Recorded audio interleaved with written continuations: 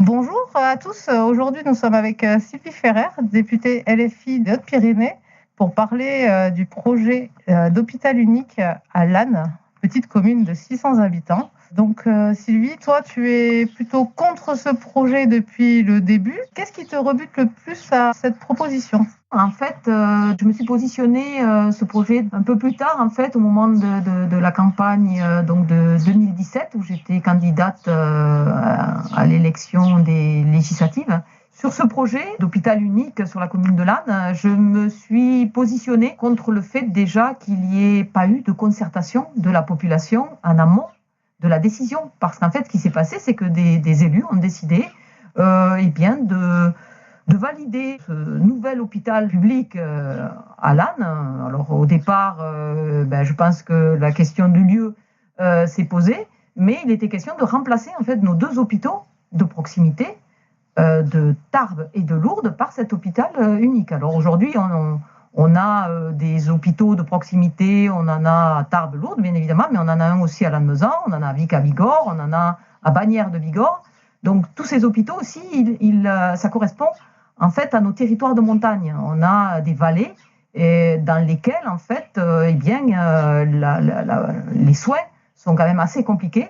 Et donc ça a été réfléchi pour qu'en bout de vallée, on ait des hôpitaux avec des urgences 24 heures sur 24, maternité, tout simplement pour respecter le fait qu'on doit avoir accès à ces soins en moins de 30 minutes par la route pour les urgences et à moins de 45 minutes par la route pour une maternité. Il y avait une maternité à Lannemezan, il y avait une maternité à Bagnères, il y avait une maternité à Lourdes et à Tarbes. Donc elle existe toujours à Tarbes. À Lannemezan, elle a fermé il y a quelques années. À Bagnères, elle a fermé aussi très longtemps. Et on se retrouve aujourd'hui avec une offre de soins qui, d'année en année, tout simplement se raréfie. Alors que les besoins, la population, elle est aujourd'hui vieillissante. Il y a toujours aussi des familles avec des enfants et donc des besoins en termes de maternité qui n'existent plus, puisque la seule maternité aujourd'hui qui existe, c'est la maternité de Tarbes. Alors si on part sur ce projet d'hôpital unique, on va encore éloigner un petit peu plus les gens des vallées, je pense notamment à Gavarnie, qui va se retrouver encore plus loin, puisque au lieu d'aller à Tarbes, il faudra qu'ils aillent à Lannes. Pareil pour la Mongie, quand vous êtes à la Séoube ou à Grippe, il faut aller, au lieu d'aller à Tarbes, ça va augmenter le trajet pour aller à Lannes. Et pareil, donc je disais Gavarnie, au lieu d'aller à Lourdes, il faudra aller à Lannes, cette commune se trouve entre Tarbes et Lourdes. Alors il y a une question aussi de touristes, parce qu'on a aujourd'hui pas mal de touristes, que ce soit en hiver, que ce soit en été. Donc par exemple Lourdes, il y a un tourisme en fait religieux, avec des pèlerins qui viennent chaque année, nombreux. Il y a des points d'orgue d'ailleurs en termes de pèlerinage. On aura le pape qui doit venir par exemple en septembre prochain 2026. Là, ça va faire une population importante qui va venir. Donc il y a un hôpital sur Lourdes et donc ils ont accès tout de suite aux soins dont ils ont besoin.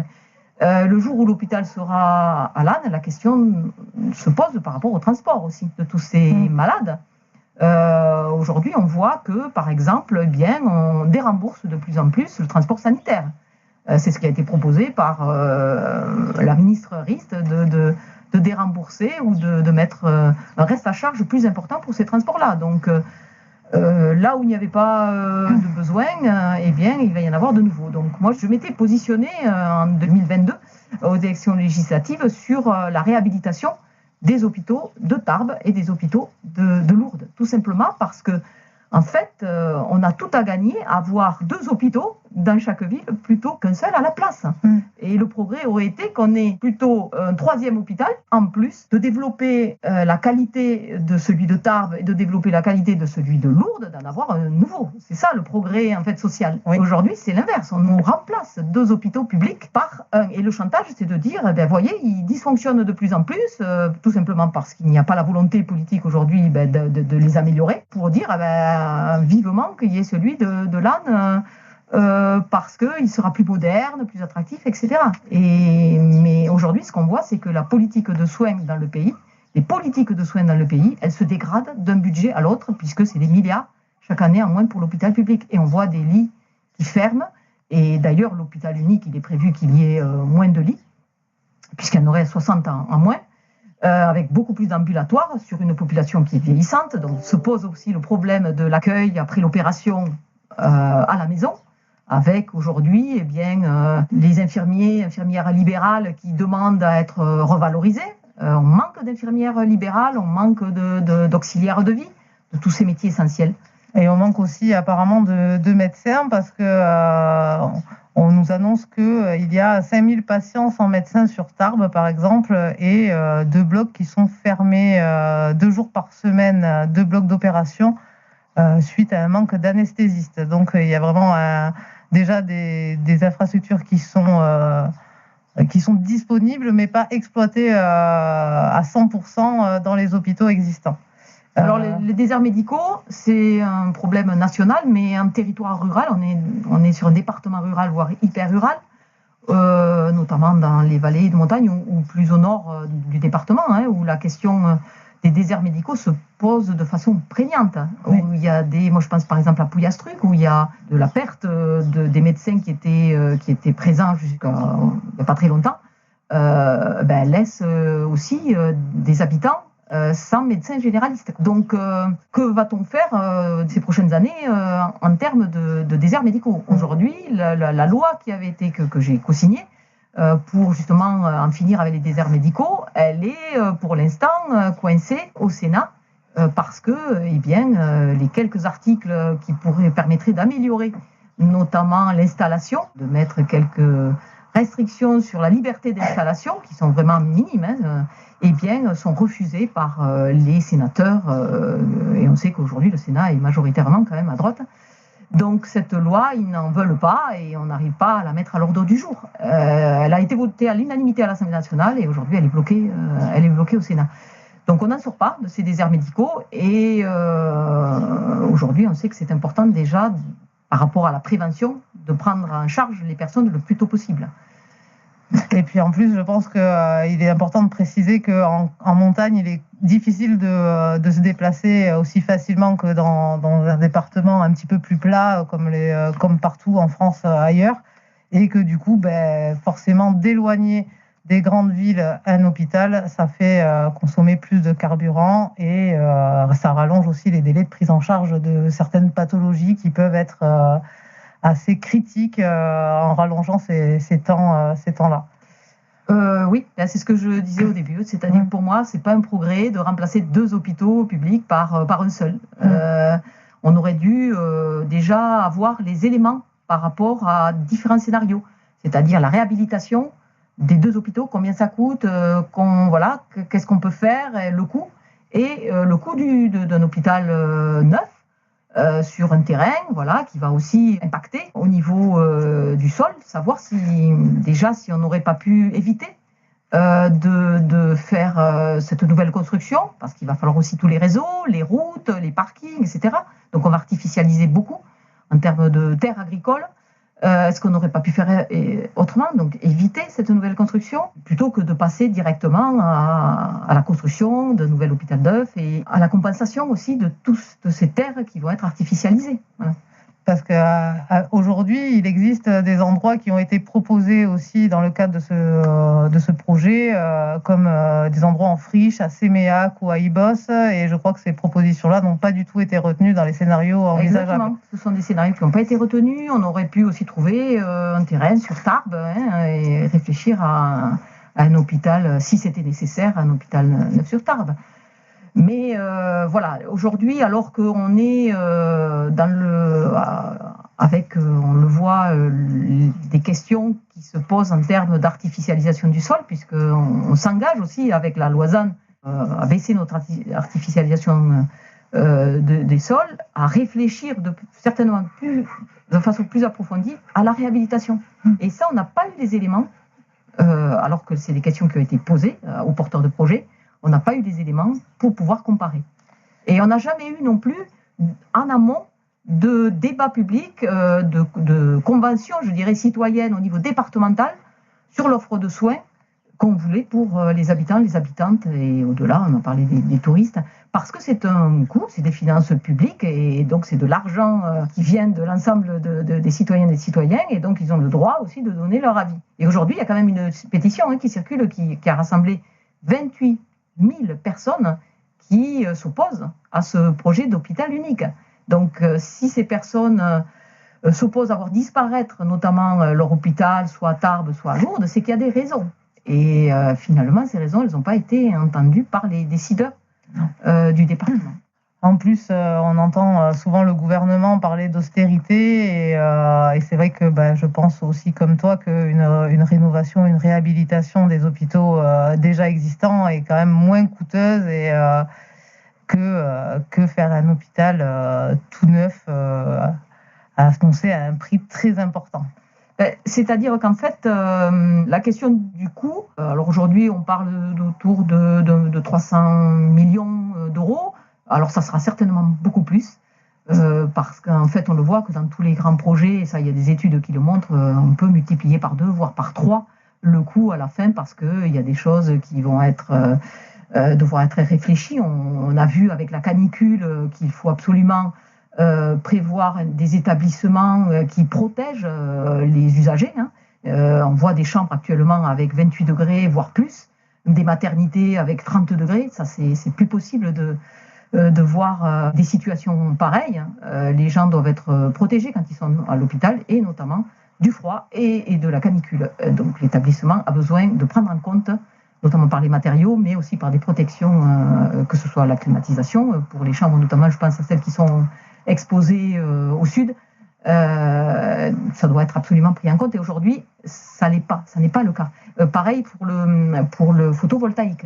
Aujourd'hui, cet établissement de l'Arne, du projet, il n'y a pas de photovoltaïque de prévu sur l'hôpital, ce qui paraît quand même assez aberrant. Et tout ça par rapport notamment à l'enveloppe budgétaire qui est prévue.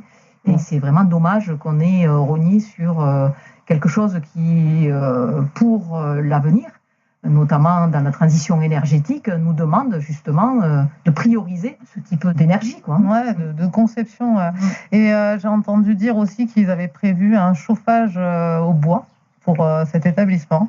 Alors qu'aujourd'hui, on demande aux particuliers d'arrêter de se chauffer au bois à la maison. Est-ce que c'est pas en quelque sorte une injustice ? Alors, ces projets de chauffage au bois, on parle de biomasse dans ces cas-là. Alors, je n'ai pas d'avis tranché sur... il y a notamment des collèges ou des lycées aujourd'hui qui fonctionnent avec...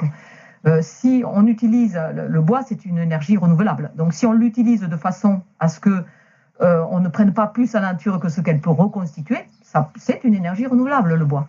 Mais on ne doit pas rentrer dans un système en fait de rentabilité à tout prix, ce qui fait qu'on voit des projets fleurir qui sont pharaoniques, avec notamment des besoins en bois qui sont au-delà de la capacité de la forêt pyrénéenne, par exemple. On l'a vu avec le projet Florian qui a été abandonné, mais qui allait au-delà de la capacité de la forêt pyrénéenne. Donc ça veut dire que ce sont des sociétés qui arrivent, qui prennent ce qu'elles ont besoin, et quand elles ont coupé le bois, détruit les plus beaux bois de la forêt, elles repartent ailleurs. Donc ça, c'est ce qu'il faut surtout pas. En plus, avec les incendies qui font rage, je pense que c'est un sujet important aussi à préciser, que le bois n'est pas une ressource illimitée. Il faut aussi le temps que les bosquets repoussent, et ça ne pourra peut-être pas être effectif avec une consommation plus importante et une augmentation des incendies et des canicules en France. Les feux de forêt, on le voit, ils touchent tout le territoire. Aujourd'hui.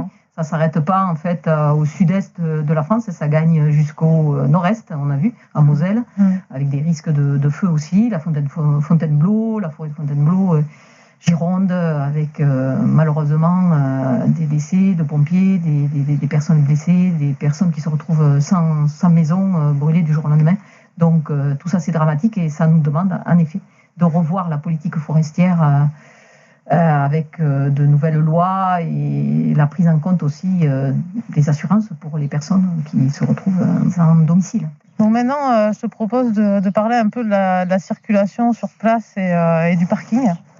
Je je crois qu'actuellement, vu que c'est une petite commune, il n'y a rien de prévu et que ça ne circule pas très bien selon les heures d'affluence. Est-ce que tu as pu avoir plus de réponses sur ces points-là Alors, sur la question des mobilités, il va y avoir donc des routes, il faut tout un réseau parce qu'en fait, ce qui est financé, il faut savoir que au départ, c'était le bloc hôpital qui était financé, et puis au fur et à mesure, on s'est rendu compte que il allait falloir des réseaux. Électricité, eau, assainissement, route, parking, etc. Donc tout ça s'est rajouté. Et sur la question de la circulation, aujourd'hui, on voit bien que quand on arrive à Lourdes par la portion de 2 fois 2 voies qui existe, on se retrouve vite bloqué et qu'il y a une concentration en fait de véhicules qui s'accumulent à des heures de pointe et qu'il est difficile d'arriver à Lourdes en partant de Tarbes et inversement. Donc l'hôpital, en fait, sur la commune de Lannes, va rajouter de la circulation, c'est évident, puisqu'il y a des personnes qui ne prenaient pas leur voiture pour aller à l'hôpital, qui habitent à Tarbes, qui vont devoir là, par contre, prendre leur véhicule. Et pareil pour Lourdes. Des gens venant de Lourdes qui vont se retrouver sur la route alors que ce n'était pas le cas. Donc se pose vraiment le problème d'encombrement, d'embouteillage, bien qu'il y a aujourd'hui aussi un projet de 2 fois 2 voies de 8 km qui va se rajouter aussi, qui accompagne ce projet d'hôpital unique. Donc on va artificialiser à nouveau des terres pour faire ces 2 fois 2 voies, alors que là aussi, on peut s'interroger sur la nécessité de mettre une route qui permet encore d'aller plus vite, alors qu'on devrait plutôt ralentir. Alors je me pose la question aussi de la nécessité de cette 2 fois 2 voies, même si le contournement d'Adé peut être questionné, en effet, mais pourquoi une 2 fois 2 voies, quoi ? Voilà, dans le contexte qu'on connaît aujourd'hui, c'est-à-dire dans un contexte où il faut qu'on diminue l'artificialisation des sols et où aussi on doit ralentir en termes de vitesse et diminuer aussi notre utilisation des produits pétroliers qui, on le sait, participent largement au dérèglement climatique. Exactement. Et du coup, on va parler aussi un petit peu de l'emprise sur l'environnement que ça implique. Tu as plusieurs points à aborder sur ce sujet. Tu veux commencer par quoi En fait, la question des zones humides interroge, puisque le terrain sur lequel va se trouver cet hôpital de Lannes, il y a une zone humide, et on sait aujourd'hui qu'en France, 60% des zones humides, elles ont disparu. Donc elles sont impactées par l'artificialisation, le drainage, qui sont des mesures qui détruisent en fait tout simplement, ou qui diminuent fortement les capacités de ces zones humides. C'est des zones qu'il faut absolument protéger.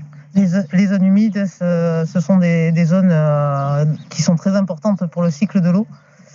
Et c'est vrai que avec la crise climatique qu'on est en train de subir, le début de la crise climatique qu'on est en train de subir ces temps-ci, est-ce que c'est vraiment judicieux encore de mettre à mal notre écosystème naturel Alors la zone humide, tu l'as bien dit, c'est un stockage d'eau en fait naturel. C'est une éponge naturelle et aujourd'hui il faut ralentir l'eau. On voit que ce qui se passe, c'est que l'eau, quand il en tombe beaucoup, comme aujourd'hui avec le dérèglement climatique, on peut avoir des épisodes pluvieux très forts. Et donc, ça veut dire qu'il faut la ralentir, l'eau, pas forcément la stocker avec, comme on l'entend souvent, avec des barrages, des mégabassines. Il faut la ralentir, faire en sorte qu'elle s'infiltre quand c'est possible, et la ralentir par notamment tout ce qui est forêt, par tout ce qui est haies, et ce qu'on arrache aujourd'hui de plus en plus, malheureusement. On en replante, mais on en arrache plus qu'on en replante.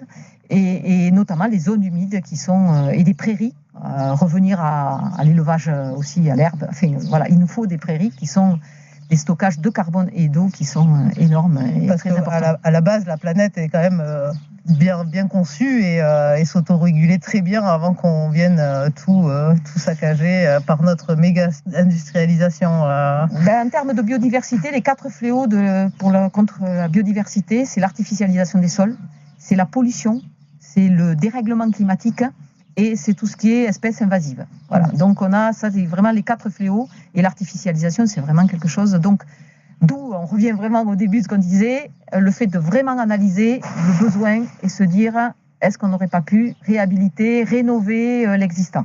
Et ça, on n'a pas eu la réponse en termes de coûts et en termes d'analyse, vraiment, avant de se lancer.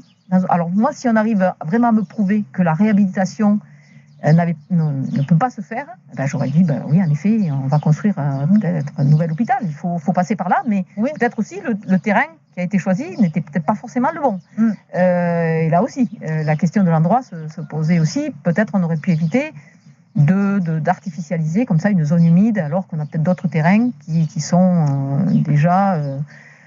qui impactent moins, ou en friche. Voilà. Beaucoup de questions encore sur ce projet d'hôpital qui reste en termes d'impact sur les espèces, que ce soit la flore, que ce soit la faune, ou d'animaux aujourd'hui existants sur ces terrains-là. Alors je voulais revenir aussi, par contre, on a parlé en termes d'artificialisation, on a parlé de parking. Alors je voulais revenir sur la question du parking parce que en fait, moi, à l'Assemblée, on a eu un débat parce qu'il y a des propositions de loi qui sont allées dans ce sens par rapport au fait que les usagers soient parfois obligés de payer le parking dans les hôpitaux.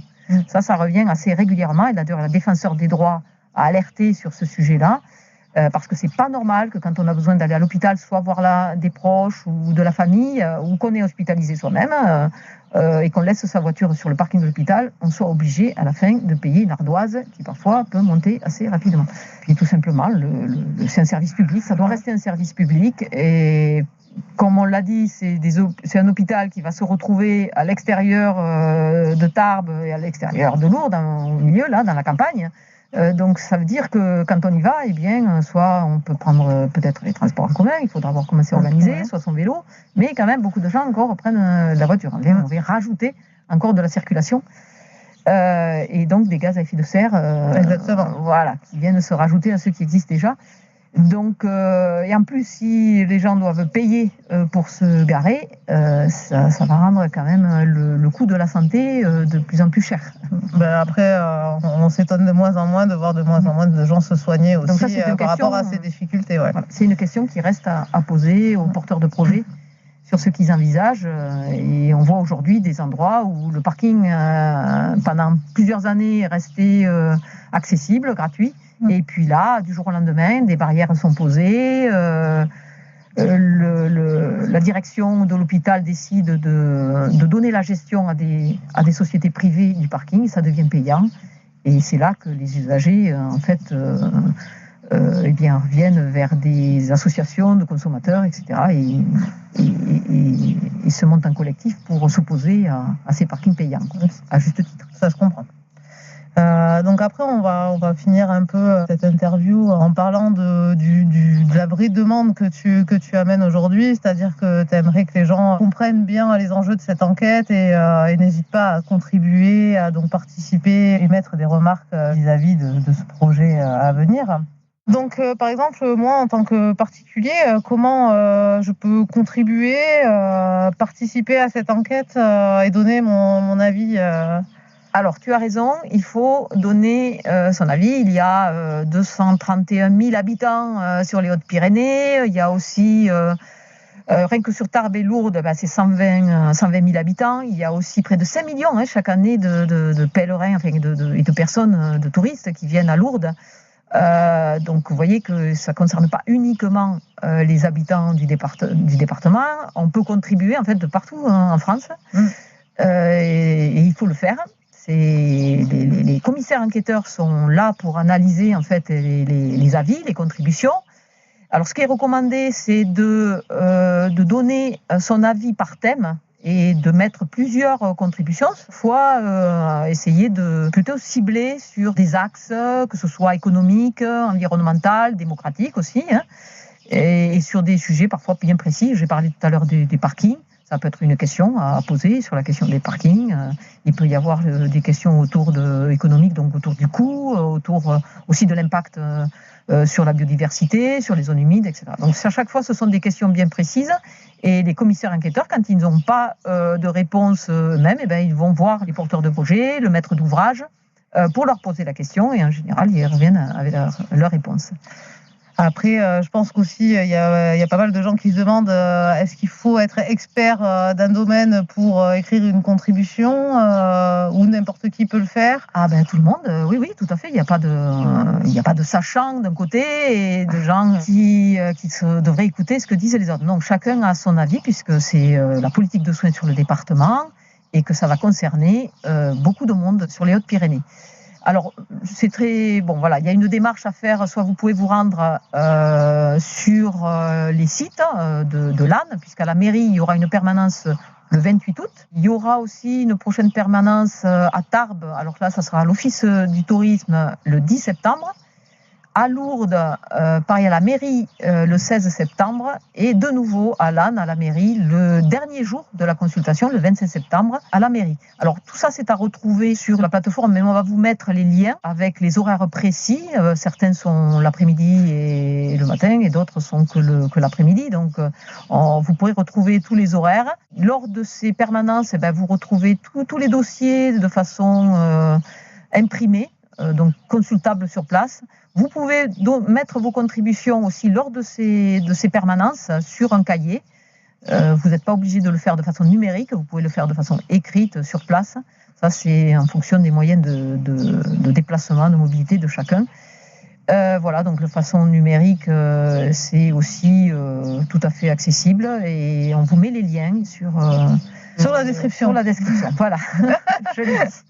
Eh bien, merci beaucoup, Sylvie. En tout cas, merci. Et puis, voilà, il faut participer. Ça, j'encourage à être nombreuses et nombreux. Et plus on sera à participer, et plus ça sera riche de contributions, et plus les commissaires enquêteurs pourront aussi faire un rapport qui sera au plus proche de ce que les gens pensent sur le département.